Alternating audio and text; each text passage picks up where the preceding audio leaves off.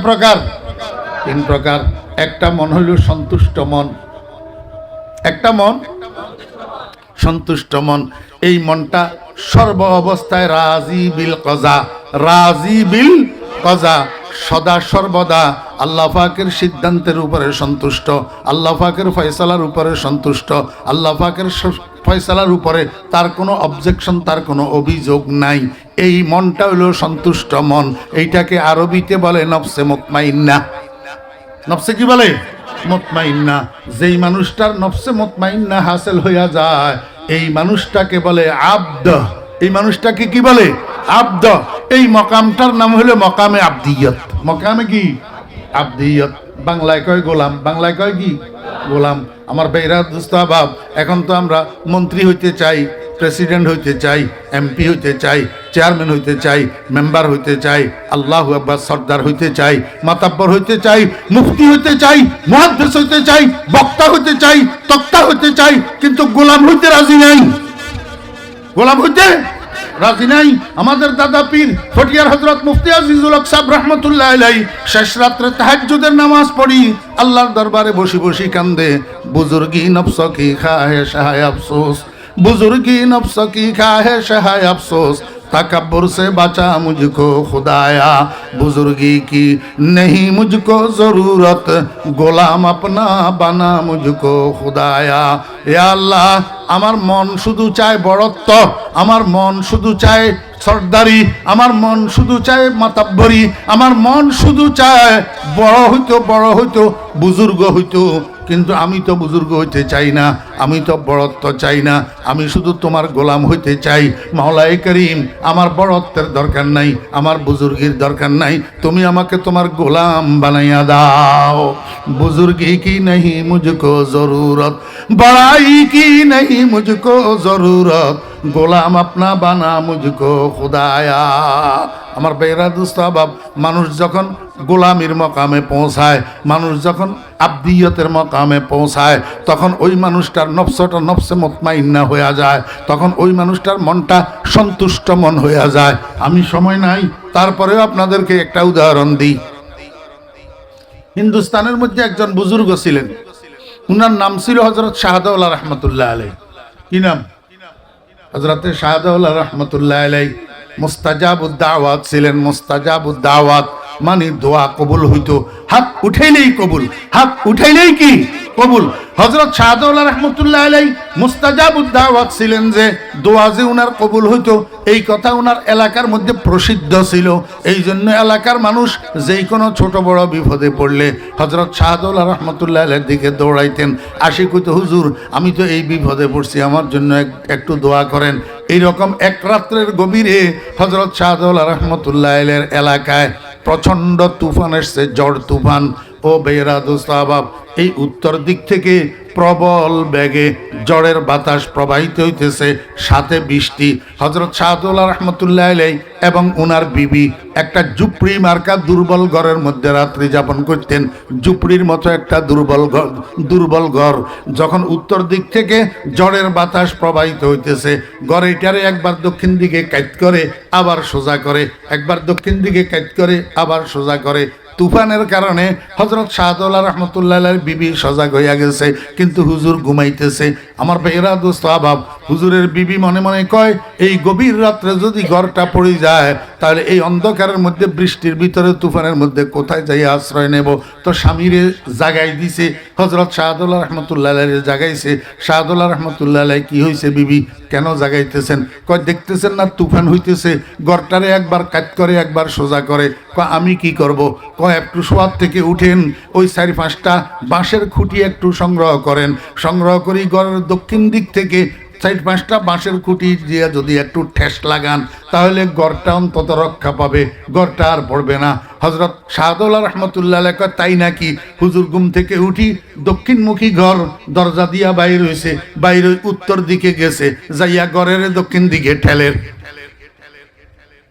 বুঝে নাও কোন দিকে ঠেলে, বাতাসে কোন দিকে ঠেলের? দক্ষিণ দিকে। হযরত শাহদাওলা রহমতুল্লাহ আলাইহি কোন দিকে ঠেলের? দক্ষিণ দিকে। বিবিয়ে কয় কি করতেছেন এটা? এই জন্য নাকি আপনারা ঘুম থেকে জাগাই দিলাম। কি করতেছেন? কয় ঠেলতেছি। কয় যেদিকে তুফানে ঠেলে আপনিও তো সেদিকে ঠেলতেছেন। হযরত শাহদৌলা রাহমাতুল্লাহ আলাইহি কয় চুপ করো বিবি, জিদার হ্যায় মাওলা ওদার হ্যায় শাহদৌলা। আমার মাওলা যেদিকে ঠেলি খুশি আমিও সেই দিকে ঠেলি খুশি। তুমি কি মনে করো আমার আল্লাহ ঠেলবে একদিকে, আমি আমার মাওলার সাথে বিদ্রোহ করব, আমি ঠেলবো আরেক দিকে? এটা কোনো দিন হবে না। আল্লাহু আকবার। হযরত শাহদৌলা রাহমাতুল্লাহ আলাইহির বাড়ির পাশে একটা নদী ছিল, জোয়ার বাটার নদী। একবার উনার এলাকার মধ্যে বন্যা হয়েছে। বন্যার পানি নদীর ভিতরে একবারে টইটুম্বুর, নদীর পাড়ে পাড়ে সমান হইয়া গেছে। এর মধ্যে আসছে জোয়ার। যখন জোয়ারের পানি আর বন্যার পানি একসাথে হইছে, এবার নদী পাড়ের উপর দিয়া পানি জনপদের দিকে গড়াইতেছে, গ্রামের দিকে ঢুকতেছে প্রবল স্রোতে, প্রবল গতিতে। এলাকার মানুষ দেখছে এইভাবে যদি কিছুক্ষণ গড়ায় পানি, তাহলে আমাদের এলাকাটা, আমাদের গ্রামটা পানির নিচে তলাইয়া যাবে। সব গ্রামের মানুষ একসাথ হইয়া গেছে হযরত শাহদৌলা রাহমাতুল্লাহ আলাইহির কাছে, যাইয়া কয় হুজুর এই ঘটনা, আমাদের গ্রামটা ডুবি যাইতেছে, আল্লাহর কাছে একটু দোয়া করেন। হযরত শাহদৌলা রাহমাতুল্লাহ আলাইহি কয় তাই নাকি? তাহলে আমার একটা কোদাল দাও। মানুষে কয় চাইলাম দোয়া, এখন হুজুরে চাই কোদাল দিয়া কি করব? কয়েকটা চাইতেছে যখন দেও না কি করে দেখি। একজনে যাইয়া কোদাল একটা আনি দিছে। হযরত শাহদৌলা রাহমাতুল্লাহ আলাইহি কোদাল এটা কান্দে লইয়া গেছে নদী পাড়ে যাইয়া নদীর পাড় কাটি ড্রেন একটা করে দিছে, আর সুন্দর করে পানি ঢুকতেছে গ্রামের দিকে। গ্রামের মানুষ কয় হুজুর এটা কি করলেন? আমরা তো আপনার কাছে গেছিলাম পানি বন্ধ করার জন্য দোয়া চাইতে, আপনি তো আরো পানি ভালোভাবে ঢুকার ব্যবস্থা করে দিলেন, এটা কেমন কথা হইল? হযরত শাহদৌলা রাহমাতুল্লাহ আলাইহি কয় চুপ করো গ্রামবাসী, জিদার হ্যায় মাওলা ওদার হ্যায় শাহদৌলা। আমার মাওলা পানি যেদিকে নিয়ে খুশি। এই 25 বছর বয়সের একটা নবযুবক সন্তান মাত্র লেখাপড়া শেষ করি কর্মজীবনে পদার্পণ করছে। হঠাৎ যদি আপনার কাছে খবর আসে আপনার এই ছেলেটা রোড অ্যাক্সিডেন্টে মারা গেছে, আপনি আব্বা তখন কি করবেন? হ্যাঁ আমার ভাইরা দোস্ত আবাব, এমন কান্দা কানবেন, এমন চিল্লাইবেন, হয় বেহুশ হইয়া যাবেন। আল্লাহু আকবার। 25 বছরের সন্তান যদি এরকম মারা যায়, এরকম আকস্মিক মৃত্যু সংবাদ যদি আপনার কানে আসে, কিন্তু না, আল্লাহর ওলিরা, আল্লাহর আশেকেরা, যারা নফসে মুতমাইন্নার হামেল, যারা সন্তুষ্ট মনের বাহক, উনারা চিল্লাবে না, উনারা বেহুশ হবে না, উনারা কাঁদবে না, বরং উনারা এরকম সংবাদ শুনলে আগে বলবে আলহামদুলিল্লাহ, পরে বলবে ইন্না লিল্লাহি ওয়া ইন্না ইলাইহি রাজিউন। আপনারা জিজ্ঞেস করবেন হুজুর ইন্না লিল্লাহর আগে আলহামদুলিল্লাহ বলবে কেন? বলবে এই জন্য, ওরে আমি তো নিঃসন্তান ছিলাম, আমার তো সন্তান ছিল না, আমি সন্তানের জন্য আল্লাহর কাছে দরখাস্তও করি নাই। আল্লাহ পাক দয়া করি মেহেরবানি করি আমাকে সন্তান দান করেছে, আমি খুশি হয়েছি। এখন যে আল্লাহ পাক নিজের ইচ্ছায় সন্তান নিয়ে গেছে, এতেও আমি রাজি, এতেও আমি খুশি, এই জন্য বললাম আলহামদুলিল্লাহ। এটার নাম নফসে মুতমাইন্না, এটার নাম সন্তুষ্ট মন। আল্লাহ পাক যখন যেটা করে, আল্লাহ পাক আল্লাহর বান্দা, আল্লাহর গোলামেরা সেটার উপরে রাজি থাকে। মানুষ যখন এই মকামে পৌঁছায়, আল্লাহও মানুষের রেয়ায়ত করে। কেমনে রেয়ায়ত করে? আল্লাহ যখন আল্লাহর আশেকের জন্য কোনো সিদ্ধান্ত নিতে চায়, তখন মানুষ এটারে জিজ্ঞাসা করে, বান্দা ও আমার গোলাম, আমি তোমার জন্য এরকম একটা সিদ্ধান্ত নিতেছি, বলো তুমি রাজি আছো কিনা? ও বান্দা, তোমার তো হায়াত শেষ, আগামীকাল তোমার হায়াত শেষ হইয়া যাবে, আজরাইল তোমার কাছে আসবে তোমাকে নেওয়ার জন্য, তোমাকে আমার কাছে আনার জন্য, বলো তুমি রাজি আছো কিনা? खुदी को कर बुलंद इतना कि हर तकदीर से पहले, खुदी को कर बुलंद इतना कि हर तकदीर से पहले खुदा खुद बंदे से पूछे बता तेरा रजा क्या है। আমার ভাইরা, এই মন চাহিদার নাম হলো শাহওয়াত। খবরদার, মন চাহিদা মতো কাজ করা যাবে না। মন চাহিদাকে রাসূল আকরাম সাল্লাল্লাহু আলাইহি ওয়াসাল্লামের আদর্শের সাথে মিলাইতে হবে, তারপরে কাজ করা যাবে। লা ইউমিনু আহাদুকুম হাত্তা ইয়াকুনা হাওয়াহু তাবাআল লিমা জিতু বিহি। মানুষের কাছে শয়তান আসার 3 নম্বর দরজার নাম হলো গজব। গজব মানে রাগ। রাগের তিনটা স্তর আছে। উগ্র স্তর যেটা, এটাকে ইসলামী সায়েন্সের পরিভাষায় বলে তাহাব্বুর। এই তাহাব্বুর নামের উগ্র রাগ এইটা দিয়া শয়তানে মানুষের গুনাহ করায়, উগ্র রাগ দিয়া। এই জন্য খবরদার, কোন অবস্থায় উগ্র রাগ নিজের মধ্যে আনা যাবে না।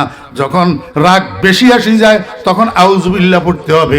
আউযুবিল্লাহর দ্বারা রাগ যদি ঠান্ডা না হয়, খারাপ থেকে বসি যেতে হবে, বসি থাকলে শুইয়া যাইতে হবে। এর দ্বারাও যদি রাগ ঠান্ডা না হয়, সাথে সাথে ওযু করতে হবে। ওযুর দ্বারাও যদি রাগ ঠান্ডা না হয়, সাথে সাথে 2 রাকাত নফল নামাজের নিয়ত করতে হবে।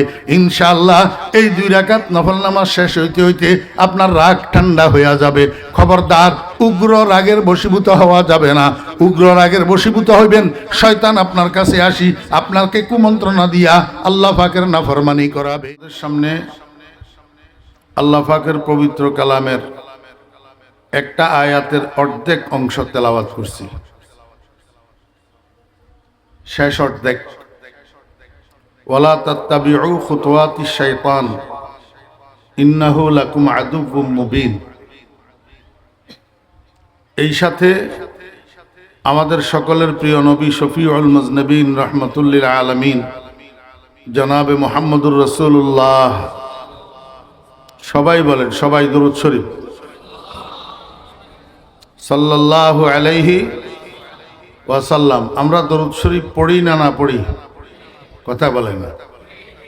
আমরা দরুদ শরীফ পড়ি না না পড়ি?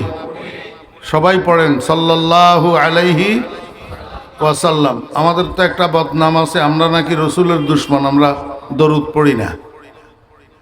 এখন পড়লাম যে এটা কি? এটা দরুদ না? সাল্লাল্লাহু আলাইহি ওয়াসাল্লাম কয়বার পড়লাম? এতবার দরুদ পড়ার পরেও বদনামি থাকবে? আমরা দরুদ পড়ি না। এটা হইল অন্দরে হাইকোর্ট দেখানোর মতো। সাধারণ মানুষ কতগুলারে বুঝাইয়া উম্মতের মধ্যে ফিতনা সৃষ্টি করা, বিবাদ সৃষ্টি করা। আমরা দরুদ শরীফ পড়ি কি পড়ি না? সাল্লাল্লাহু আলাইহি ওয়াসাল্লাম, এটা দরুদ না? তবে হ্যাঁ, একটা কথা আছে, দরুদের ভিতরে 2 রকমের দরুদ আছে। কতগুলা 1 নম্বর, কতগুলা 2 নম্বর। আপনারা মনে হয় এই কথা আর শুনছেন কিনা আমি জানি না। দরুদ কয় প্রকার? 2 প্রকার। 1 নম্বর দরুদ আর 2 নম্বর দরুদ। 1 নম্বর দরুদ হলো মেড ইন মদিনা, আর 2 নম্বর দরুদ হলো made in out of Madina. আপনি একটা পণ্য খরিদ করতে যান, সেখানে 2 রকমের পাইবেন, 1 নম্বর আর 2 নম্বর। 1 নম্বর হলো মেড ইন জাপান, আর 2 নম্বর হলো মেড ইন চায়না। আরে বাজারে মুরগি কিনতে গেলেও তো 1 নম্বর আর 2 নম্বর আছে। দেশি মুরগি আর ফার্মের মুরগি। দেশি মুরগি 1 নম্বর, ফার্মের মুরগি 2 নম্বর। তাহলে made in Japan 1 number, made in China 2 নম্বর। দরুদের মধ্যে কতগুলা দরুদ আছে মেড ইন মদিনা, আর কতগুলা আছে out of Medina. Made in, কথা হয় না কিরোটা মতো চফল, তোরাও তো নামাতস। ঘটনা কি? অমনোযোগী না মাতিস। Made in Medina, made in out of Medina. Made in Japan মানে কি? জাপানের তৈয়ারি। আর মেড ইন চায়না মানে চায়নার তৈয়ারি। তো মেড ইন মদিনা মানে কি? মদিনার তৈয়ারি। আর made in out of Medina মানে কি? মদিনার বাহিরের তৈয়ারি। আচ্ছা, আপনারা আমাকে বুঝে থাকলে বলুন, সারা দুনিয়ার নামাজিরা নামাজের মধ্যে দরুদ শরীফ পড়ে কোনটা? দরুদ ইব্রাহিম। আল্লাহুম্মা সাল্লি আলা মুহাম্মাদিন ওয়া আলা আলি মুহাম্মাদ কামা সাল্লাইতা আলা ইব্রাহিম ওয়া আলা আলি ইব্রাহিম ইন্নাকা হামিদুম মাজিদ। আল্লাহুম্মা বারিক আলা মুহাম্মাদিন ওয়া আলা আলি মুহাম্মাদ কামা বারাকতা আলা ইব্রাহিম ওয়া আলা আলি ইব্রাহিম ইন্নাকা হামিদুম মাজিদ। এই দরুদ শরীফটা মেড কি? Made in Medina. Made in Madina. এই জন্যই তো সারা দুনিয়ার মধ্যে এই দরুদ শরীফ নিয়ে কোনো বিতর্ক নাই। আছে? কথা বলিয়েন। এই অমনোযোগী ফোলা থাকলে উড়ি যায়। এখন আমি কিন্তু গরম মানুষ, এতক্ষণ হাসি হাসি বলছি না। অমনোযোগী আমার জানের শত্রু। এখানে বয়ানে বসছ কথা বলার জন্য, হাসাহাসি করার জন্য নয়।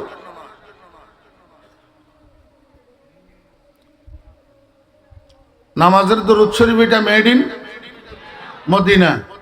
আরেকটা দরুদ আমাদের সমাজে প্রচলিত আছে, মুস্তাফা জানে রহমত পেলাখো সালাম, শামে বজমে হেদায়ত পেলাখো সালাম। কি বলেন? আমরা কি পারি কি পারি না? জানি না জানি না? পারিও, জানিও, এবং সুন্দর করে টানতে জানি। সুন্দর করি টানতে জানি। তবে দুঃখের বিষয় হলো এটা মেড ইন মদিনা নয়, made in Karachi. Made in Karachi. কেন? মুস্তাফা জানে রহমত পে লাখো সালাম। এটা কোন ভাষা? উর্দু। কোন ভাষা? উর্দু। মদিনার ভাষা উর্দু না আরবি? উর্দু হইল করাচির ভাষা। উর্দু হইল কি? করাচির ভাষা। এবং এটা আবিষ্কারও হয়েছে করাচিতে। এই জন্য এটা মেড ইন মদিনা না মেড ইন করাচি। মাঝখানে একটা কথা বলি, আমি খোদার কসম করে বলতেছি, আমার পিসা হুজুর রহমতুল্লাহ আলাই সৈয়দি ও মুর্শিদি হজরত মাওলানা শাহ জমির উদ্দিন নানুপুরি রহমতুল্লাহ আলাই, আপনারা দেখছেন হুজুরের মুরব্বীরা, দেখছেন না? মাতৃগর্ভের অলি, মাতৃগর্ভের অলি। আমার পিসা হুজুর আমাকে বলছেন, বাবা গুতাইয়া ওয়াজ করিও না। গুতানি বুঝেননি? একজনের গুতাই কথা কয় না, কয় যে গুতাইয়া ওয়াজ করিও না। গুতাইয়া ওয়াজের দ্বারায় মানুষ হেদায়েত হয় না। মহব্বতের সাথে মানুষের সহি কথা বুঝাই দিবা, সেটার দ্বারা হেদায়েত পাবে। আমি এই জন্য খোদার কসম করে বলতেছি, আমি গুতাইয়া ওয়াজ করি না। ওই ইউটিউবের ভিতরে আমার হাজার হাজার বয়ান আছে, আপনারা শুনি দেখিয়েন। আমি কারো বিরুদ্ধে কথা বলি না। 2 নম্বর কথা, আমাদেরকে আমাদের নবীজি শিক্ষা দিয়েছেন, রোগকে ঘৃণা করো, রোগীকে ভালোবাসো। রোগকে ঘৃণা করো, রোগীকে ভালোবাসো। রোগীকে ঘৃণা করিও না। রাত্রে 2টার সময় আপনার একটা ছেলের যদি ডায়রিয়া শুরু হয়, আপনি ছেলেটাকে লাথি মারি ঘরের বাইরে ফেলে দিবেন নাকি ডাক্তার আনবেন, চিকিৎসা করবেন? ও ডায়রিয়া নামের আপনার শত্রু রোগটাকে আপনার কলিজার টুকরা সন্তানের থেকে দূরে সরানোর চেষ্টা করবেন। আপনার ঘৃণার বস্তু হলো রোগ। আক্রান্ত রোগী আপনার কলিজার টুকরা সন্তান, সেটাকে আপনি ঘৃণা করতে পারেন না, সেটাকে ভালোবাসবেন। এই জন্য যে কোনো নবীজির উম্মত ভুলবশত অজানাবশত যদি গুনাহ করে, ভুল পথে চলে, আমরা ঘৃণা করি না, আমরা কাউকে কাফের বলি না, আমরা কাউকে নবীর দুশমন বলি না, বরং সহি কথা বুঝাই দেওয়ার চেষ্টা করি। হ্যাঁ ভাই, আপনি যদি আমাকে কাফের বলেন, আমি সেটাকে পাল্টাইয়া আপনাকে বুঝাই দিতে হবে নিজের ঈমানের হেফাজত করার জন্য। আপনি যদি আমাকে রসুলের দুশমন বলেন, কেন রসুলের দুশমন বলেন, আমি সেটা আপনাকে বুঝাই দিতে হবে যে আমি যে রসুলের দুশমন না, এটা সাব্যস্ত করার জন্য। কথা বুঝছেন না বুঝেন নাই? আপনি বলেন আমি দরুদ শরীফ পড়ি না, ঠিকই, আমি দরুদ শরীফ পড়ি না, made in out of Medina দরুদ, made in Karachi, made in মুলকে শাম, মেড ইন মুলকে ফারেস, made in Barishal, made in Barishal. আমি দরুদ শরীফ পড়ি made in Medina, made in Medina. আল্লাহর রহমতে আপনাদের দোয়ার বরকতে নামাজের দরুদ শরীফ ছাড়াও আমি আপনাদেরকে এখন কয়েক ডজন মেড ইন মদিনা দরুদ শরীফ আপনাদেরকে শুনাইতে পারবো ইনশাআল্লাহ। একটা শুনাই, শুধু শুনেন একটা। ওই ফেটুয়া মৌলবীরা পাবলিকের এই সমস্ত দরুদ শরীফ গুলা শিখায় না।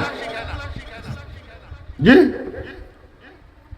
আল্লাহুম্মা সাল্লি আলা মুহাম্মাদিন নাবিয়্যিল উম্মিয়্যি ওয়া আলা আলিহি ওয়া সাহবিহি ওয়া সাল্লিম তাসলিমা। Made in Medina, made in Medina. শুধু মেড ইন মদিনা না, আমরা যেই নবীজির উপরে দরুদ পড়ি উনার জবান থেকে এটা বাইর হইছে, উনার জবান থেকে এটা কি হইছে, বাইর হইছে। নবীজি এই দরুদ শরীফটা পাঠ করি সাহাবীদেরকে বলছেন, আমার সাহাবীগণ, তোমাদের মধ্য থেকে কেউ যদি শুক্রবার জুমার দিন এই দরুদ শরীফটা ৮০ বার পাঠ করো, আল্লাহ পাক তোমার ৮০ বছরের গুনাহ মাফ করে দিবে। কয় বছরের? আমারে একটু বুঝান তো। মুস্তফা জাহানে রহমত পে লাখো সালাম সারা জীবনভর পড়লে ১ বছরের গুনাহ মাফ হবে কোনো কিতাবে আছে? কোনো সুসংবাদ আছে? তাহলে আমার সামনে এত সুন্দর গরুর গোশতের তরকারি, দেশি মোরগের তরকারি, শিং মাছের তরকারি, মাগুর মাছের তরকারি, এত সুন্দর পাবদা মাছের তরকারি থাকতে আমার যদি রুচি খারাপ না হয়, আমি শুধু সেপা শুটকির আলুর ভর্তা দিয়া ভাত খাবো কেন? কথা কয় না। শুধু আলুর ভর্তা দিয়া ভাত খাবো কেন যদি আমার রুচি ঠিক থাকে? এতগুলা সুন্দর সুন্দর তরকারি থাকতে, এত সুন্দর মেড ইন মদিনা দরুদ শরীফ থাকতে, আমি মানুষের বানানো made in out of Medina দরুদ পড়ি পড়ি জীবন কাটাবো কেন? আমি পাগল না হইলে? কথা বুঝেন নাই? এই দরুদ শরীফটা মুখস্থ করবেন। আল্লাহুম্মা সাল্লি আলা মুহাম্মাদিন ওয়া আলা আলি মুহাম্মাদ। আল্লাহুম্মা সাল্লি আলা মুহাম্মাদিন নাবিয়্যিল উম্মিয়্যি ওয়া আলা আলিহি ওয়া সাহবিহি ওয়া সাল্লিম তাসলিমা। আচ্ছা, আমরা সবাই নবীজির উম্মত নি? জি। নবীজিরে দেখছেন কেউ? কেউ দেখছেন? দেখার সুযোগ আছে? নাই। কেমনে? জাযাকুমুল্লাহ। নবীজিকে দেখার একটা সুযোগ আছে স্বপ্নে। একটা সুযোগ আছে কি? স্বপ্নে। আপনারা নবীজিকে স্বপ্নে দেখতে চান? তাই কে কে দেখতে চান হাত উঠান, আল্লাহ কবুল করেন। নবীজিকে কেউ যদি স্বপ্নে দেখে, নবীজি বলছেন সে অরিজিনালি আমার চেহারাই স্বপ্নে দেখছে। কারণ শয়তান দুনিয়ার সব কিছুর আকৃতি ধারণ করতে পারে, আমি নবীর চেহারার আকৃতি ধারণ করতে পারে না। কেউ যদি আমাকে স্বপ্নে দেখে, ঠিকই সে আমাকেই স্বপ্নে দেখছে। আল্লাহর হাবিব বলেন, আমার কোনো উম্মত যদি আমাকে স্বপ্ন দেখে, কিয়ামতের ময়দানে তার জন্য সুপারিশ করা আমি নবীর উপর ওয়াজিব হয়ে যাব। কান্দেন না। বাপ মারা গেলে কাঁদতে পারেন, মা মারা গেলে কাঁদতে পারেন, বউ মারা গেলে কাঁদতে পারেন, সন্তান মারা গেলে কাঁদতে পারেন, ঘরে আগুন লাগলে কাঁদতে পারেন, দোকানে আগুন লাগলে কাঁদতে পারেন, বিপদ আপদ আসলে কাঁদতে পারেন। মুহাম্মদুর রাসূলুল্লাহ সাল্লাল্লাহু আলাইহি ওয়াসাল্লামকে স্বপ্নে দেখার জন্য কয়দিন কাঁদছেন? শেষ রাত্রে তাহাজ্জুদের নামাজের পরে আল্লাহর দরবারে হাত উঠান, চোখের পানি ছাড়েন আর বলেন, কম আজ কম খাব মে দেখলা দে ইয়া রব, কম আজ কম খাব মে দেখলা দে ইয়া রব, মুঝে রুখসারে তাবানে মুহাম্মদ। ইয়া আল্লাহ, আবু জেহেল দেখলো, আবুল আহাব দেখলো, উতবা শাইবা দেখলো, জঙ্গলের হরিণে দেখলো, গর্তের সাপে দেখলো, আমি হতবাগার দেরিতে দুনিয়াতে আসার কারণে আমি রহমতুল্লিল আলমিনের চেহারা মুবারক দেখতে পেলাম না। আয় আল্লাহ, দয়া করি, মেহরবানি করি, তুমি স্বপ্ন যোগে বন্ধুর চেহারাটা একটু আমাকে দেখাইয়া দাও না। এটা না নবীর প্রেম? এটা কি আমার ভাইয়েরা, দোস্ত আবাব? আল্লাহর হাবিবের একজন আশিক উম্মত কবরে গেছে। কবরে ফেরেশতা এসছে। ফেরেশতা জিজ্ঞাসা করে, মার রাব্বুকা? মুর্দা উত্তর দে, রব্বি আল্লাহ। ফেরেশতা জিজ্ঞাসা করে, মা দীনুকা? মুর্দা উত্তর দে, দীনি আল ইসলাম। এরপরে ফেরেশতা মুর্দারে কয়, ও মুর্দা, এই যে পশ্চিম দিকে একটু তাকাও, একটা মানুষের চেহারা যে দেখা যাইতেছে, এই মানুষটাকে চিনো কিনা? বলো তো দেখি এই মানুষটাকে, যাকে তোমাদের নিকট পাঠানো হয়েছিল। আমার ভাইয়েরা, মুর্দা একবারের জন্য পশ্চিম দিকে তাকাইয়া এইবার ফেরেশতাদেরকে ঠেলে আর কয়, ও ফেরেশতারা, তোমাদের দুইটা প্রশ্নের উত্তর ঠিক ঠিকভাবে দিলাম, এই প্রশ্নটার উত্তর একটু পরে দেব। তোমরা একটু পিছনে যাও, আগে আমি বন্ধুরে একটু মন ভরিয়া দেখিল। খাহেশে ওয়াসলে জুদা লজ্জতে দিদারে জুদা, খাহেশে ওয়াসলে জুদা লজ্জতে দিদারে জুদা, पूछे हुस्न जुदा इश्क की बाजार जुदा, पूछे हुस्न जुदा इश्क की बाजार जुदा। रसूल আকরাম সাল্লাল্লাহু আলাইহি সাল্লামকে দেখতে চান আমার ভাইয়েরা, দোস্ত আহবাব, রসুল আকরাম সাল্লাল্লাহু আলাইহি ওয়াসাল্লামকে যদি দেখতে চান একটা উপায় আছে। কি উপায়? রাত্রে যখন ঘুমের বিছানায় শুইবেন, সাথে সাথে তো আর ঘুম আসে না, তসবির ছড়াটা হাতের মধ্যে লইয়া অথবা আঙ্গুলের করের উপরে গণনা করিয়া করিয়া 100 বার এই দরুদ শরীফটা পাঠ করবেন। আল্লাহুম্মা সাল্লি আলা সাইয়্যিদিনা ওয়া মাওলানা মুহাম্মদ কুল্লামা যাকারাহু যাকিরুন ওয়া কুল্লামা গাফালা আন যিকরিহিল গাফিলুন। এই দরুদ শরীফটারে প্রয়োজনে বাংলা উচ্চারণে আলেমদের থেকে লিখে নেবেন, লেখি এটারে মুখস্থ করবেন। রাত্রে শোয়ার বিছানায় ঘুম আসার আগে আগে 100 বার দরুদ শরীফ এটা পড়বেন। পড়ি আল্লাহর দরবারে দোয়া করবেন, এ আল্লাহ, তোমার বন্ধুর দরবারে আমি 100টা দরুদ পাঠাইলাম। এই 100 বার দরুদের বিনিময়ে আজকের রাতের ঘুমের মধ্যে তুমি আমাকে তোমার বন্ধুর চেহারা মোবারকটা স্বপ্নের মধ্যে দেখাইয়া দাও। দোয়া করি ঘুমাইয়া যাইবেন। যদি প্রথম দিন না দেখেন, দ্বিতীয় দিন আবার এই আমল করেন। যদি দ্বিতীয় দিন না দেখেন, তৃতীয় দিন আবার এই আমল করেন। এইভাবে যদি না দেখতে থাকেন, 40 দিন এই আমলটা করেন, ইনশাআল্লাহু তাআলা আকুলু মুতাওয়াক্কিলান আলাল্লাহ, আমি আল্লাহর রহমতের উপরে ভরসা করি বলতেছি, আমাদের মুরব্বীদের বর্ণনা অনুযায়ী এই 40 দিনের মধ্যে যেই কোনো রাত্রে ঘুমের মধ্যে স্বপ্নের মধ্যে আপনার সাথে মুহাম্মদুর রাসূলুল্লাহ সাল্লাল্লাহু আলাইহি ওয়াসাল্লামের দিদার নসিব হইয়া যাবে। দরুদ দরুদ মেড ইন মদিনা তো কি? আল্লাহুম্মা সাল্লি আলা সাইয়্যিদিনা ওয়া মাওলানা মুহাম্মদ কুল্লামা যাকারাহু যাকিরুন ওয়া কুল্লামা গাফালা আন যিকরিহিল গাফিলুন। এরকম ডজনে ডজনে মেড ইন মদিনা দরুদ আমি আপনাদেরকে শুনাইতে পারি, কিন্তু সময় তো আমাকে সেই অনুমতি দেয় না। তো এত দরুদ মেড ইন মদিনা থাকতে আমি made in out of Madina পড়ব কেন? আর যদি আমি made in out of Madina না পড়ি, আপনি আমাকে রসুলের দুশমন বলবেন কেন? আমার উপরে মিথ্যা দোষারোপ করবেন কেন? আমি দরুদ পড়ি না। কথা বুঝছেন না বুঝেন না? খবরদার, দরুদের বেলায় কৃপণতা করবেন না।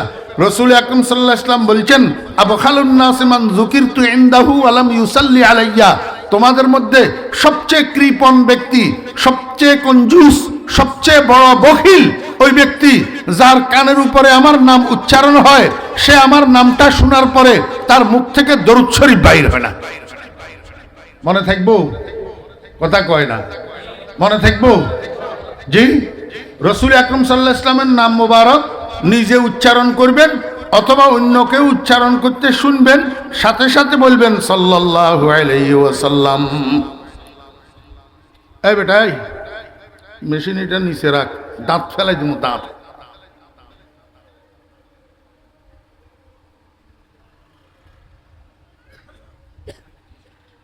মনোযোগ আছেন? ওয়ালা তাত্তাবিউ খুতুওয়াতিশ শাইতান ইন্নাহু লাকুম আদুউম মুবিন। অর্থ কি? ওয়ালা তাত্তাবিউ, ওয়ালা তাত্তাবিউ, তোমরা অনুসরণ করিও না। কিসের অনুসরণ করিও না? খুতুওয়াতিশ শাইতান। খুতুওয়াতুন জমা, বহু বচন, এক বচন হইল খুতুওয়াতুন। খুতুওয়াতুন শব্দের অর্থ হইল পদাঙ্ক। এই পদাঙ্ক শব্দ এটা আপনারা মুরব্বীরা অনেকে বুঝেন নাই। পদাঙ্ক কিয়া? মানুষ রাস্তা দিয়া যখন হাঁটে, রাস্তা যদি ফাঁকা হয় তো রাস্তার উপরে পায়ের চিহ্ন লাগেনি? বলে লাগে, বলে। মনোযোগ সহকারে শুনে। হ্যাঁ, রাস্তা যদি ফাঁকা হয়, ফাঁকা রাস্তা দিয়ে একটা মানুষ হাঁটি গেলে রাস্তার উপরে পায়ের চিহ্ন লাগেনি? লাগে না। রাস্তা যদি মাটির হয়, রাস্তা যদি কাদাযুক্ত হয়, রাস্তা যদি নরম হয়, তো মানুষ হাঁটি গেলে রাস্তার উপরে পায়ের একটা চিহ্ন পড়েনি, এইটারে আরবিতে বলে খুতওয়াতুন। আরবিতে কি বলে? খুতওয়াতুন, পায়ের চিহ্ন, পদচিহ্ন। আল্লাহ পাক রব্বুল আলামিন বলেন, লা তাত্তাবিউ, তোমরা অনুসরণ করিও না। কিসের অনুসরণ করিও না? খুতওয়াতি শয়তান, শয়তানের পদচিহ্নের অনুসরণ করিও না, শয়তানের পায়ের চিহ্নের অনুসরণ করিও না। এই কথাটার অর্থ কি? এই কথাটার অর্থ হলো, শয়তান যেই রাস্তায় চলে তুমি সেই রাস্তায় চলিও না। শয়তান যেই রাস্তার পথিক তুমি সেই রাস্তার পথিক হইও না। এই কথাটার অর্থ কি? এই কথাটার অর্থ হলো, শয়তান তোমাকে যেই কাজটা করার জন্য পরামর্শ দেয় তুমি সেই কাজটা করিও না, সেই কাজটা করিও না। শয়তান তোমাকে যেটা করার জন্য উৎসাহিত করে, শয়তান তোমাকে যেটা করার জন্য পরিচিত করে, যেটা করার জন্য প্রবঞ্চনা দেয়, সেই কাজটা তুমি করিও না। কারণ ইন্নাহু লাকুম আদুউম মুবিন, শয়তান তোমার প্রকাশ্য শত্রু। এক শত্রু আরেক শত্রুরে ভালো কাজের পরামর্শ দেয় না, লাভের কাজের পরামর্শ দেয় না, কল্যাণের কাজের পরামর্শ দেয় না। শত্রু শত্রুরে খারাপ কাজের পরামর্শ দে, অকল্যাণের পরামর্শ দে, ক্ষতির কাজের পরামর্শ দে। আল্লাহ কয়, ও দুনিয়ার ইমানদারগণ, শয়তান তোমাকে দিয়া যেই কাজ করাবে, শয়তান যেই কাজ করার জন্য তোমাকে প্রবঞ্চনা দিবে, পরিচিত করবে, সেই কাজটা তোমার লাভের কাজ না, সেই কাজটা তোমার কল্যাণের কাজ না, সেই কাজটা তোমার সুখের কাজ না। সেই কাজের দ্বারা তুমি দুনিয়াতেও ক্ষতিগ্রস্ত হইবা, আখিরাতেও ক্ষতিগ্রস্ত হইবা। কারণ শয়তান তোমার প্রকাশ্য শত্রু। এক শত্রু আর এক শত্রুর ভালো চায় না। এক শত্রু আরেক শত্রুর কি চায় না? ভালো চায় না। আমার ভাইরা, দোস্ত আহবাব, আল্লাহ পাক শয়তানকে প্রকাশ্য শত্রু বললেন কেন? মনোযোগ আসেনি? শয়তানকে আল্লাহ পাক প্রকাশ্য শত্রু বললেন কেন? বোঝা যায় গোপন শত্রু একটা আছে।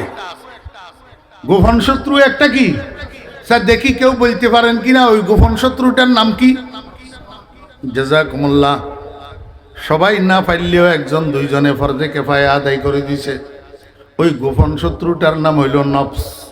গোপন শত্রুটার নাম কি? নফস। নফস কি জিনিস? নফস কাকে বলে? আমার ভাইয়েরা, এই মানুষের শরীরের মধ্যে বাহ্যিক যে কতগুলা অঙ্গ আছে, হাত, পাও, চোখ, কান, নাক, এগুলা বাহ্যিক অঙ্গ। এমনিভাবে মানুষের শরীরের ভিতরে গোপন কতগুলা অঙ্গ আছে। বাহ্যিক অঙ্গগুলা চোখে দেখা যায়, ওই গোপন অঙ্গগুলা চোখে দেখা যায় না। চলেন একটু আমরা জানি মানুষের শরীরের ভিতরে কয়টা অঙ্গ এবং কি কি থাকে। মানুষের শরীরের অভ্যন্তরে 3টা অঙ্গ থাকে।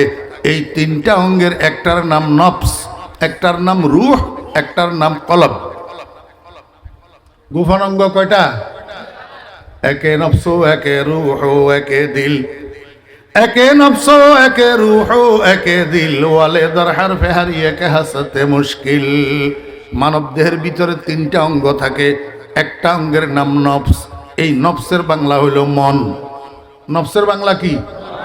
এতটুক বুঝি বসি থাকেন, বাকিটা সামনে বুঝাবো ইনশাল্লাহ। ওই সামনের কথাটা বুঝে আসার জন্য এখানে একটু ধরাই দিলাম। নফসের বাংলা কি? মন। মন সামনে বুঝবেন ইনশাআল্লাহ। আল্লাহ পাক রব্বুল আলামিন বলেন, তোমাদের 2জন শত্রু আছে, একটা গোপন শত্রু আর একটা প্রকাশ্য শত্রু। এই প্রকাশ্য শত্রু হইল শয়তান। খবরদার শয়তানের অনুসরণ করিও না, শয়তানের অনুসরণ করিও না। আল্লাহু আকবার। এই পর্যন্ত আয়াতের মোটামুটি একটা ধারণা আপনাদেরকে দিলাম। এইবার বিস্তারিত আলোচনা হবে ইনশাআল্লাহ হাদিস শরীফে। মানুষ গুনাহ করে কেন?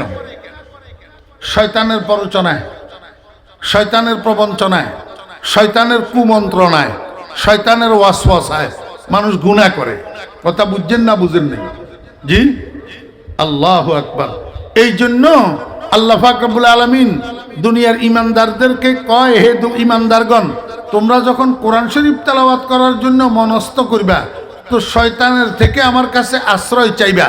তোমরা বলবা আউযু বিল্লাহি মিনাশ শাইতানির রাজিম।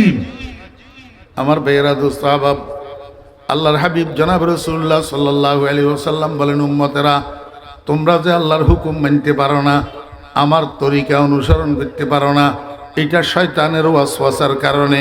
এই শয়তানের ওয়াসওয়াসার থেকে বাঁচতে হবে কিভাবে? আল্লাহর হাবিব বলেন তিনটা দরজা আছে, তিনটা দরজা। সালাসাতু আবওয়াব। কয়টা দরজা? তিনটা দরজা। ইয়াদখুলু মিনহাশ শাইতানু আলাল আবদ। এই তিনটা দরজা দিয়া শয়তান মানুষের উপরে দাখিল হয়, শয়তান মানুষের কাছে আসে, শয়তান মানুষের ভিতরে ঢুকে। কয় দরজা দিয়া? তিনটা দরজা। আল্লাহর হাবিব বলেন, উম্মত এই তিনটা দরজারে যদি তোমরা বন্ধ করে দিতে পারো, এই তিনটা দরজাকে যদি সদা বন্ধ রাখতে পারো, হামেশা বন্ধ রাখতে পারো, শয়তান তোমার কাছে আসতে পারবে না, তোমাকে কুমন্ত্রণা দিতে পারবে না, তোমাকে দিয়া আল্লাহ পাকের নাফরমানি করাইতে পারবে না, তোমাকে দিয়া গুনাহ করাইতে পারবে না। তোমরা সচেতন থাকবা, সব সময় এই তিনটা দরজা বন্ধ রাখবা। সালাসাতু আবওয়াবিন ইয়াদখুলু মিনহাশ শাইতানু আলাল আবদ। কয় দরজা? আল্লাহর হাবিব বলেন এই তিনটা দরজার মধ্যে এক নম্বর দরজার নাম হলো আল গাফলাতু। এই আরবি পরিভাষাগুলা রপ্ত করবেন, আরবি পরিভাষাগুলাকে মুখস্থ করার চেষ্টা করবেন, মুখস্থ রাখার চেষ্টা করবেন। এক নম্বর দরজার নাম হলো গাফলত। এক নম্বর দরজার নাম কি? সবাই আমার মুখে মুখে বলেন। এক নম্বর দরজার নাম কি? আরবি বলেন, আরবি গাফলত। এক নম্বর দরজার নাম গাফলত। এই গাফলত শব্দের দুইটা অর্থ। কয়টা অর্থ মনে থাকবো? আমার মাহফিল ওয়াজ ন, আমার মাহফিল হলো ক্লাস। আমার মাহফিল কি? ক্লাস। ক্লাসের মধ্যে শিক্ষকেরা ছাত্রদেরকে পড়ায় আবার বলে, এই তুমি বলো তো কি বললাম, তুমি বলো তো কি বললাম, তুমি বলো তো কি বললাম। জিজ্ঞেস করে কি করে না?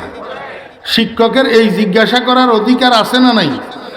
আমি আপনাদের এখানে নিজে নিজে আসি নাই, আমারে দাওয়াত দিয়ে আনছে। অতএব যতক্ষণ আমি এই মাইকের সামনে বসা আছি আর যতক্ষণ আপনারা আমার সামনে বসা আছেন, ততক্ষণের জন্য আমি আপনাদের শিক্ষক, আপনারা আমার ছাত্র। আমার সবাই কয় না, এটাও তো মানে না। মুরব্বীরা যদি মনে করেন হুজুর আপনার থেকে আমার বয়স বেশি, আমি সিনিয়র, আমি কেন আপনার ছাত্র হব? আমি আপনাকে জিজ্ঞেস করব, হযরত আব্বাস রাদিয়াল্লাহু আনহু চাচা ছিলেন, বয়স বেশি ছিল। রাসূল আকরাম সাল্লাল্লাহু আলাইহি ওয়াসাল্লাম ভাতিজা ছিলেন, বয়স কম ছিল। বুঝে থাকলে বলুন, এই দুইজনের মধ্যে ছাত্র কে, শিক্ষক কে? হযরত আব্বাস রাদিয়াল্লাহু আনহু ছাত্র, রাসূল আকরাম সাল্লাল্লাহু আলাইহি ওয়াসাল্লাম শিক্ষক। এইবার বলেন, শিক্ষকের বয়স বেশি না ছাত্রের বয়স বেশি? ছাত্রের বয়স বেশি। তাতে করে বোঝা গেল শিক্ষক হওয়ার জন্য বয়স বেশি হওয়া লাগে না, আর ছাত্র হওয়ার জন্য বয়স কম হওয়া লাগে না। বয়স বেশি হইয়াও ছাত্র হইতে পারে, বয়স কম হইয়াও শিক্ষক হইতে পারে। কথা বুঝছেন না বুঝেন নাই? তাহলে আমার থেকে যারা বয়সে সিনিয়র, আমার থেকে যারা বয়সে জুনিয়র, উভয়ের আমি শিক্ষক। আমি কি শিক্ষক?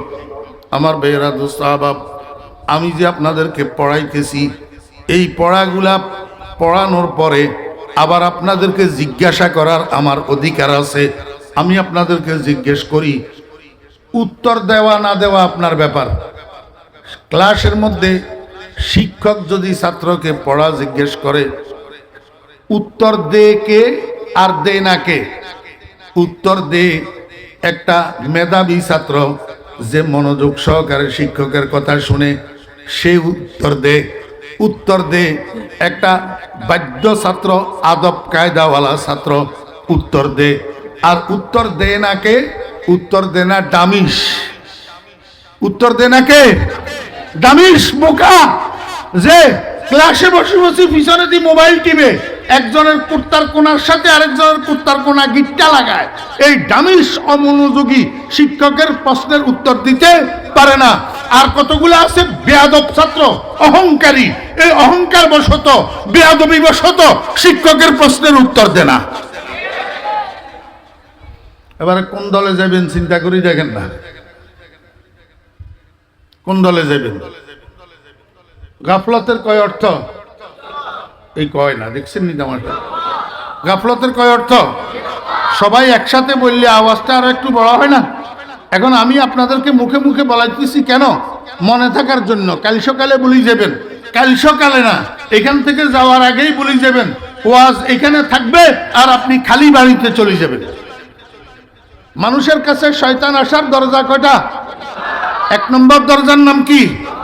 গাফলতের কয় অর্থ? দুই অর্থ। গাফলতের এক অর্থ হইল অলসতা। গাফলতের এক অর্থ কি?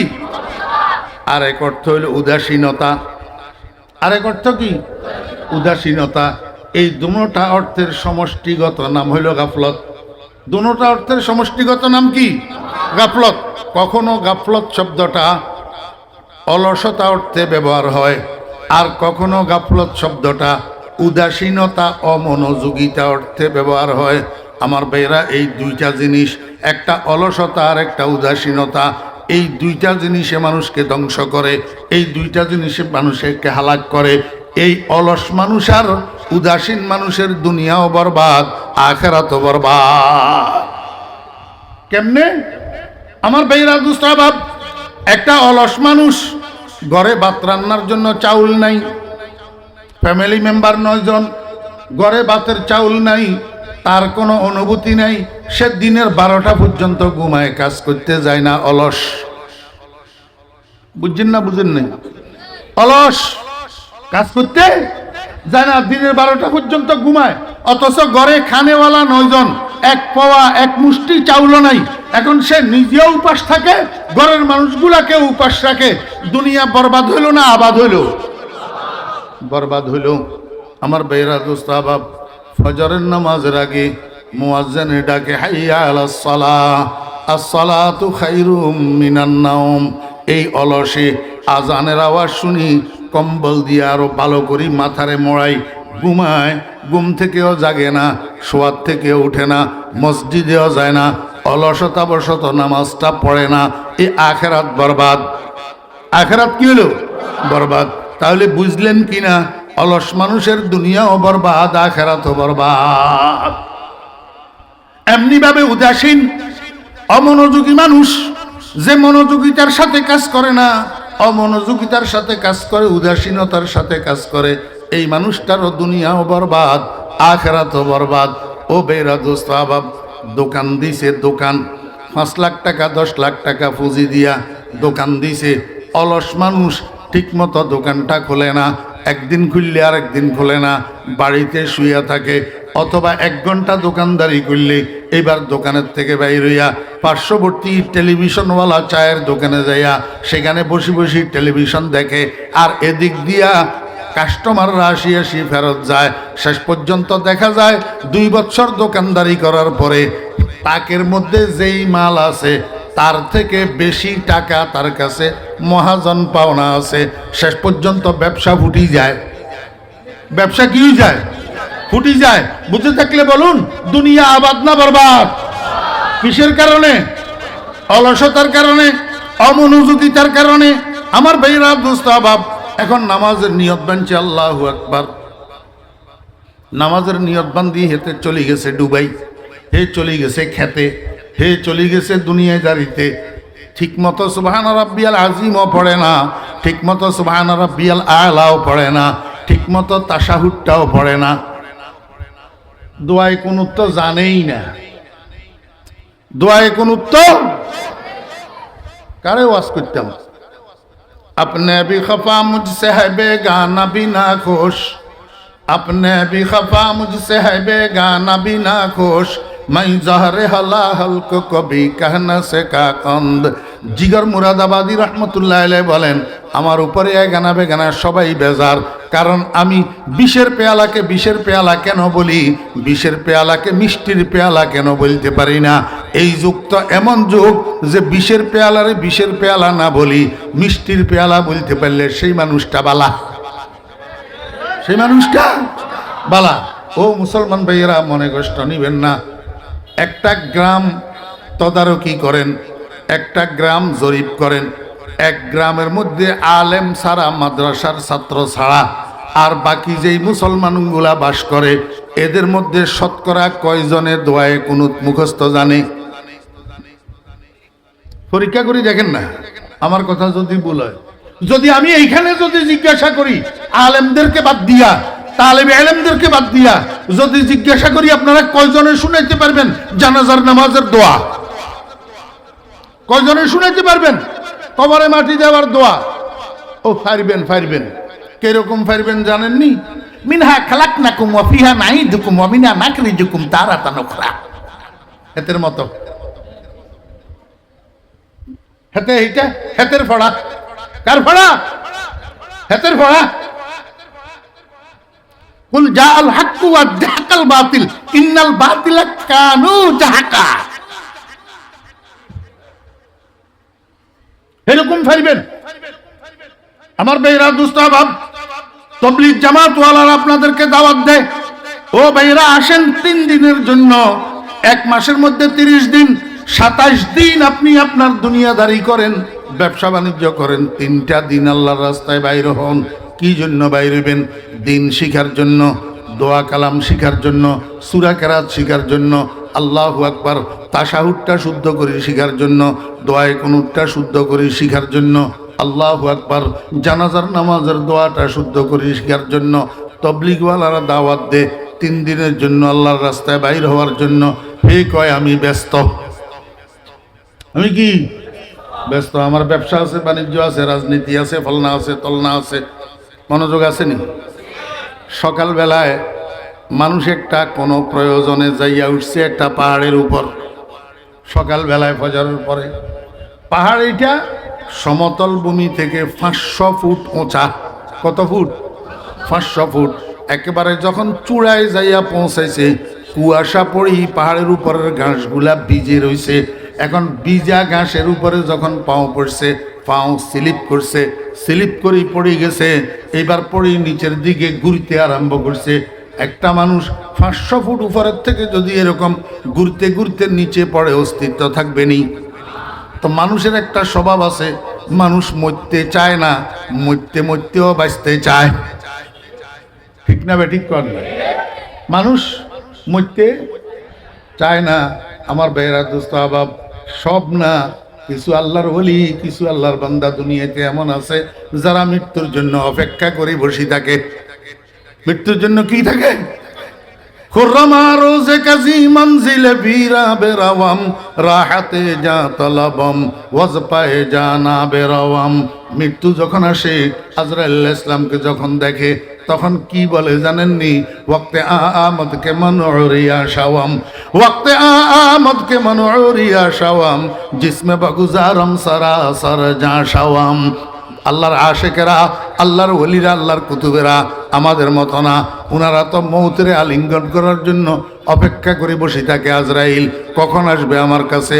মারহাবায়ে কাসদে তৈয়ারে মা, মারহাবায়ে কাসদে তৈয়ারে মা, মিদেহি হরদম খবর আজে ইয়ারে মা। আমরা তো মরতে চাই না, আমরা মরতে চাই না। এখন মানুষ এটা পাহাড়ের উপর থেকে পড়ে নিচের দিকে ঘুরে, এখন পড়তে পড়তে একবারে দিকে তাকায়, একবারে দিকে তাকায়, ধরার জন্য কোনো অবলম্বন পায় কিনা, মরার থেকে বাঁচার জন্য তাকাইতে তাকাইতে শেষ পর্যন্ত পাইছে অবলম্বন একটা মোটা একটা লতা। এক গাছের থেকে আরেক গাছের মধ্যে যাইয়া পেঁচাইছে। এই সামনে পাইয়া লতা এটা দড়ি বসছে বাঁচার জন্য, কিন্তু লতা দড়ি আরো বড় বিপদে পড়ছে। এখন লতা দড়ি লটকি গেছে, ঝুলি গেছে, এবার না যাইতে পারে উপরের দিকে, না যাইতে পারে নিচের দিকে। বিপদেতে পড়লে বান্দা হাজার সিন্নি মানে, বিপদ থেকে উদ্ধার হইলে কিচ্ছু না জানে। হ্যাঁ, ওয়াইজা আনআমনা আলাল ইনসানি আ'রাদা ওয়া নাআ বিজানিবিহি ওয়াইজা মাসসাহুশ শাররু কানা ইয়াউসা, ওয়াইজা আনআমনা আলাল ইনসানি আ'রাদা ওয়াইজা মাসসাহুশ শাররু ফাযু দুআইন আরিদ। মামলায় পড়লে তখন না সুইচা বুঝায়, দরবেশ হয়ে যায়, আল্লাহ আল্লাহ আল্লাহ আল্লাহ তসবিহ ছড়া হাতে পড়ে। মামলায় পড়লে, ফেঁসে পড়লে, দুঃখে পড়লে, বিপদে পড়লে তখন আল্লাহ ওয়ালা হয়ে যায়। বিপদটা শেষ হয়ে গেলে এবার আর মসজিদের ধারে কাছেও যায় না। বেটা এখন লতা দড়ি পড়ছে বিপদে, এখন না যাইতে পারে উপরে, না যাইতে পারে নিচে, এখন নিরুপায় হইয়া কয় আল্লাহ আমারে একটু বাঁচাও। আমারে বুঝে থাকলে বলুন না, আল্লাহ আমারে একটু বাঁচাও। এই কথাটা আল্লাহ শুনছে না শুনে নাই? আমি খোদার কসম করি কইলাম, কোনো মানুষের মুখ থেকে অনিচ্ছায়ও যদি আল্লাহ শব্দ এটা বাইর হয়, সঙ্গে সঙ্গে আল্লাহ পাক উত্তর দে, লাব্বাইক ইয়া আব্দি, ও বান্দা আমি তো তোর সাথে উপস্থিত আছি, আমি তোর সাথে হাজির আছি, আমারে কেন ডাকতে আসত? প্রত্যেকটা ডাকের, প্রত্যেকটা আল্লাহ উচ্চারণের আল্লাহ পাক জবাব দে। যাদের কান আছে তারা শুনে, যাদের কান নাই তারা শুনে না। যখন মুখ থেকে বাইর হইছে আল্লাহ আমারে বাঁচাও, সঙ্গে সঙ্গে আল্লাহ পাক রব্বুল আলামিন জবাব দিতেছে, বান্দা এতক্ষণ তো আমারে ডাকস নাই, এখন বিপদে পড়ি আমারে ডাকছত, ঠিক আছে তোরে আমি বাঁচামু, তবে আগে বল আমারে বিশ্বাস করস নি? তোরে আমি বাঁচাবো, আগে বল আমারে বিশ্বাস করস কিনা? মানুষটাই কয় রব্বুল আলামিন যদি তোমারে বিশ্বাস না করতাম তোমারে ডাকতাম নি, তোমার কাছে বাঁচানোর জন্য আবেদন করতাম নি। আল্লাহ কয় যদি আমারে বিশ্বাস করস তাহলে আগে লতাটা ছাড়ি দিয়ে আমি বাঁচামু, এখন হাতে লতা ছাড়ে না। মনোযোগ নেই। আরে অমনোযোগীও কতগুলো আছে তো, এগুলো আসে না তো, বুঝে না তো গোড়ার ডিম কিছু। আল্লাহ কয় বিশ্বাস করস নি আমারে? বিশ্বাস তো করি। বিশ্বাস করলে আগে লতাটা ছাড়ি দিয়ে আমি তোরে বাঁচামু, এখন হেতে লতা ছাড়ে না। আমার ভাইয়েরা দোস্ত বাপ, বুঝে থাকলে বলেন না এই মানুষটা আল্লাহরে বিশ্বাস করে কিনা? আরে কি না, বিশ্বাস না করলে আল্লাহরে ডাকতো নি? বিশ্বাস করে, কিন্তু লতা ছাড়ি দিলেও যে আল্লাহ বাঁচাইতে পারে সেই পরিমাণ বিশ্বাস নাই, সেই পরিমাণ বিশ্বাস নাই। এখন আমরা দুনিয়াদার কতগুলা দুনিয়ার লতা ধরে বসে রয়েছি, কেউ ব্যবসা, কেউ বাণিজ্য, কেউ রাজনীতি, কেউ সমাজনীতি, কেউ আকাম কুকাম ধরে বসে রয়েছি, এই লতাগুলা ছাড়তে পারি না। এই জন্য তবলিগওয়ালাদের দাওয়াতে সাড়া দিতে পারি না। দিন শিখার জন্য, কালিমা শিখার জন্য, তাশাহুদ শিখার জন্য, দোয়ায়ে কুনুত শিখার জন্য, জানাজার দোয়া শিখার জন্য, আলহামদু থেকে আলাম তারা পর্যন্ত সূরাগুলা শুদ্ধ করে মুখস্থ করার জন্য 3 দিনের জন্য আল্লাহর রাস্তায় বাহির হইতে পারি না। মনোযোগ আসেনি? কোনখান থেকে গেছিলাম? আল্লাহু আকবার। নামাজের নিয়ত তো বানছে, বলি গেলে কেমনে? নামাজের নিয়ত বানছে, এবার ডুবাই চলে গেছে কোথায়? তারাবির নামাজ পড়াইতেছে ইমাম সাহেব হুজুর, একেবারে শেষ দিকে মুসল্লিদের দিকে ঘুরিয়া মুসল্লিদেরকে জিজ্ঞেস করে, ভাইয়েরা আমি তো ভুলে গেছি নামাজ কয় রাকাত হইল? কি পড়ার কথা কয় না। তারাবির নামাজ কয় মুসল্লি ভাইয়েরা আমি তো ভুলে গেছি নামাজ কয় রাকাত হইল? মুসল্লি একজনে দাঁড়াইয়া কয় হুজুর 16 রাকাত হইছে। 16 রাকাত? কয় কেমনে বুঝলা? কয় নোয়াপাড়া বাজারে আমার 5টা দোকান আছে, আমি প্রতি 4 রাকাতে এক দোকানের হিসাব করি প্রতিদিন। আজকে 4টা দোকানের হিসাব হইছে, আরো এক দোকান বাকি রয়েছে, বুঝলাম নামাজ 16 রাকাত হইছে। দেখছেন নি তামাশা? আমার একটু বুঝি থাকলে বলেন, এতে কি মনোযোগী নামাজি না অমনোযোগী নামাজি? তো অমনোযোগী নামাজি হইলে শুধু লেপটা রাইটা করতেছে, উঠে বৈঠা নামাজ ঘোড়ার ডিমও তো হইতেছে না, নামাজ ঘোড়ার ডিমও হইতেছে না। তাহলে এবারে অমনোযোগী মানুষের আখেরা তো বরবাদ হইল নি? নামাজ পড়তে হবে উদাসীনতার সাথে না মনোযোগের সাথে? মনোযোগের সাথে। যদি অমনোযোগিতার সাথে নামাজ পড়া হয় তাহলে তোর আখেরাত বরবাদ। আমার ভাইয়েরা দোস্ত বাপ, অলস মানুষের দুনিয়াও বরবাদ, আখেরাতও বরবাদ। উদাসীন মানুষের দুনিয়াও বরবাদ, আখেরাতও বরবাদ। এই দুইটা জিনিসের সমন্বিত নাম হইল গাফলত। আল্লাহর হাবিব বলেন এই গাফলতের নামের দরজাটা দিয়া শয়তান তোর কাছে আসে। অলসতার সুযোগ পাইয়া শয়তান তোর কাছে আসে, উদাসীনতার সুযোগ পাইয়া শয়তান তোর কাছে আসে, তোরে কুমন্ত্রণা দে, আল্লাহ পাকের হুকুমের থেকে তোরে দূরে সরায়, মসজিদের থেকে দূরে সরায়, নামাজের থেকে দূরে সরায়, রোজার থেকে দূরে সরায়। এই অলসতার অমনোযোগিতা, এই দুইটা দরজা যদি তুমি বন্ধ রাখতে পারো তাহলে শয়তান তোমার কাছে আর আসবে না। মুসলমান ভাইরা, আজকে থেকে আমরা অলস হব না, কর্মঠ হব ইনশাআল্লাহ। অলস প্রমাণ হবে কি? ফজরের নামাজের আজান যখন কানে আসবে, ফজরের নামাজের আজানের শব্দ যখন কানে আসবে, তখন আমি শুইয়া থাকা এটা হইল অলসতা, এই শুইয়া থাকা এটা হইল অমনোযোগিতা। এই অলসতা আর অমনোযোগিতার দরজা দিয়া শয়তান আমার কাছে আসি, আমারে মসজিদে যাইতে দিবে না, ফজরের নামাজ পড়তে দিবে না। আল্লাহর হাবিব জনাব রাসূলুল্লাহ সাল্লাল্লাহু আলাইহি ওয়াসাল্লাম বলেন, উম্মত এই দুইটা দরজারে তুমি পাহারাদারি করো, অলসতার দরজা আর অমনোযোগিতার দরজা, গাফলতের দরজারে পাহারাদারি করো। গাফলতের দরজা দিয়া শয়তান যেন তোমার কাছে আসতে না পারে। আল্লাহ পাক আমাদেরকে বুঝার এবং আমল করার তৌফিক দান করেন। 2 নম্বর দরজার নাম হলো আশ-শাহওয়াতু। 2 নম্বর দরজার নাম কি? আশ-শাহওয়াতু। শাহওয়াত, শাহওয়াত, আমার মুখে মুখে বলেন শাহওয়াত। 2 নম্বর দরজার নাম কি? শাহওয়াত শব্দের অর্থ কি? এই ওই আগে যে বলছিলাম নফসের বাংলা মন, নফসের বাংলা মন, এইটা বোঝানোর জন্য বলছিলাম। আমার ভাইয়েরা দোস্ত আহবাব, শাহওয়াত শব্দের অর্থ কি? শাহওয়াত শব্দের অর্থ হলো মনের চাহিদা। শাহওয়াত শব্দের অর্থ কি? মনের চাহিদা। প্রত্যেকটা মানুষের ভিতরে নফস নামে একটা জিনিস আছে, প্রত্যেকটা মানুষের ভিতরে নফস নামে একটা জিনিস আছে, একটা গুপ্ত অঙ্গ, আভ্যন্তরীণ অঙ্গ, এটার নাম নফস। নফস মানি মন। নফস মানি কি? মন। মানুষের মন 3 প্রকার। মানুষের মন কয় প্রকার? 3 প্রকার। আমাদের এখানে আজান হবে, আমরা ইনশাল্লাহ সেই আজানের জবাব দেব এবং সেই আজানের অনুকরণ করব, জামাতের সাথে নামাজ পড়ব ইনশাআল্লাহ। মন কয় প্রকার? 3 প্রকার। একটা মন হইল সন্তুষ্ট মন, একটা মন সন্তুষ্ট মন। এই মনটা সর্ব অবস্থায় রাজি বিল কজা, রাজি বিল কজা, সদা সর্বদা আল্লাহ পাকের সিদ্ধান্তের উপরে সন্তুষ্ট, আল্লাহ পাকের ফয়সালার উপরে সন্তুষ্ট, আল্লাহ পাকের ফয়সালার উপরে তার কোনো অবজেকশন, তার কোনো অভিযোগ নাই। এই মনটা হলো সন্তুষ্ট মন। এইটাকে আরবিতে বলে নফসে মুতমাইন্না। নফসে কি বলে? মুতমাইন্না। যেই মানুষটার নফসে মুতমাইন্না হাসিল হইয়া যায়, এই মানুষটাকে বলে আব্দ। এই মানুষটাকে কি বলে? আব্দ। এই মকামটার নাম হলো মকামে আব্দিয়ত। মকামে কি? আব্দিয়ত। বাংলায় কয় গোলাম, বাংলায় কয় কি? গোলাম। আমার ভাইরা দোস্ত আহবাব, এখন তো আমরা মন্ত্রী হইতে চাই, প্রেসিডেন্ট হইতে চাই, এমপি হইতে চাই, চেয়ারম্যান হইতে চাই, মেম্বার হইতে চাই, আল্লাহু আকবার, সর্দার হইতে চাই, মাতাব্বর হইতে চাই, মুফতি হইতে চাই, মুহাদ্দিস হইতে চাই, বক্তা হইতে চাই, তক্তা হইতে চাই, কিন্তু গোলাম হইতে রাজি নাই। গোলাম হইতে রাজি নাই।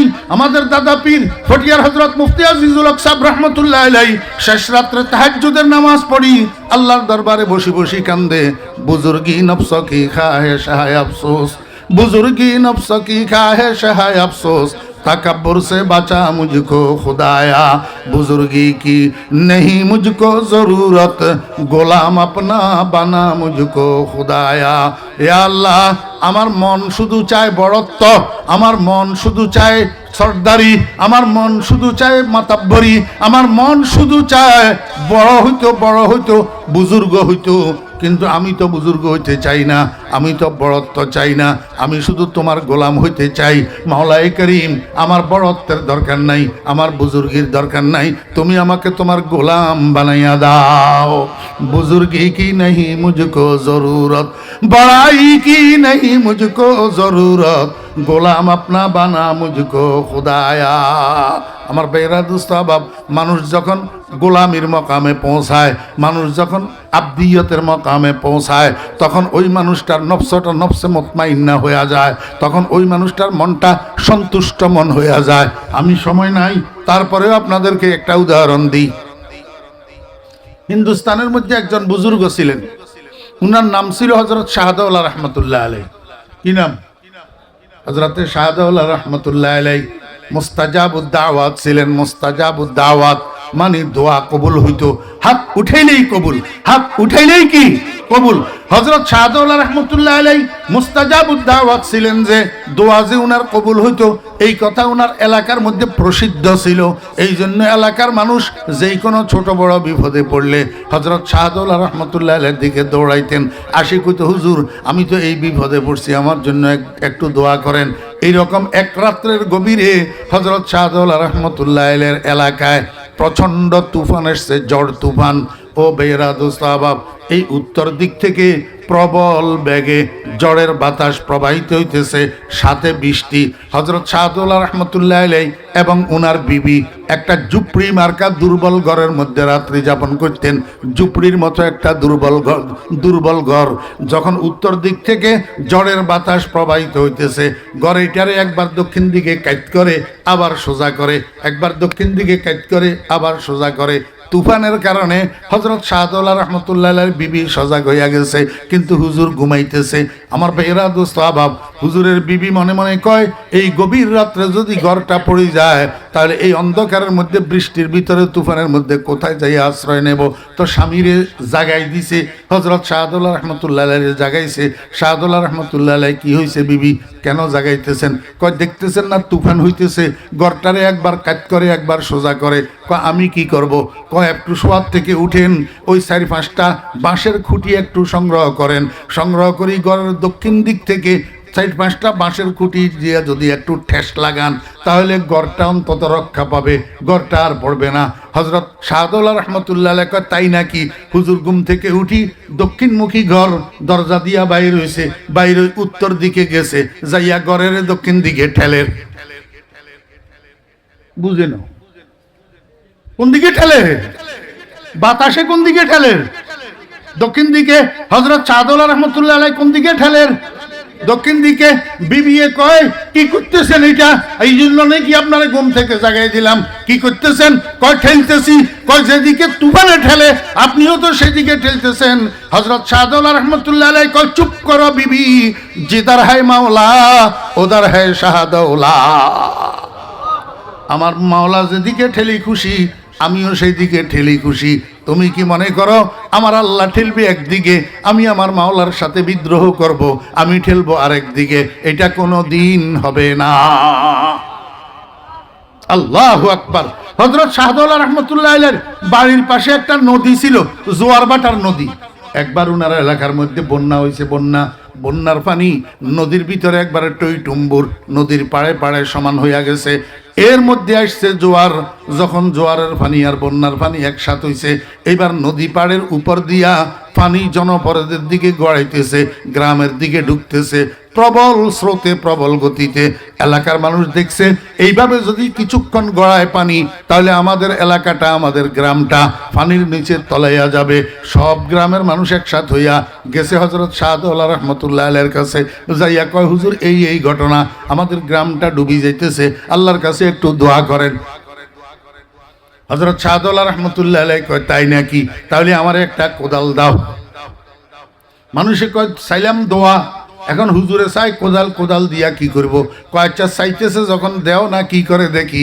একজনে যাইয়া কোদাল একটা আনি দিছে। হযরত শাহদৌলা রাহমাতুল্লাহ আলাইহি কোদাল এটা কান্দে লইয়া গেছে নদী পাড়ে যাইয়া নদীর পাড় কাটি ড্রেন একটা করে দিছে, আর সুন্দর করে পানি ঢুকতেছে গ্রামের দিকে। গ্রামের মানুষ কয়, হুজুর এটা কি করলেন?